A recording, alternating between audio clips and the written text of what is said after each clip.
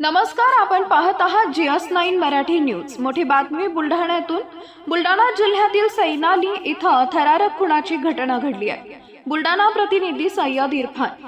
इंदिरानगर बुलढाणा येथील 36 वर्षीय शेख नफीद शेख हफीज उर्फ बाब्या याचा काल मध्यरात्री बेरहमीने खून करण्यात आला। मिळालेल्या माहितीनुसार बाब्या अमावस्येनिमित्त सैलानी इथं आला होता। दर्ग्याजवळ त्याच्यावर 3 ते 4 जणांनी हल्ला केला। प्रथम लाकडी राफ्टरने मारहाण केली आणि नंतर चाकूने वार करून त्याचा खून करण्यात आला।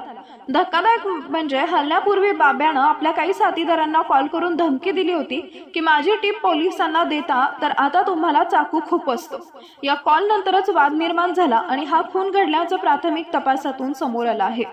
घटनास्थळावर जिल्हा पोलीस अधीक्षक, अपर पोलीस अधीक्षक आणि उपविभागीय पोलीस अधिकाऱ्यांनी भेट देऊन तपासाचा आढावा घेतला।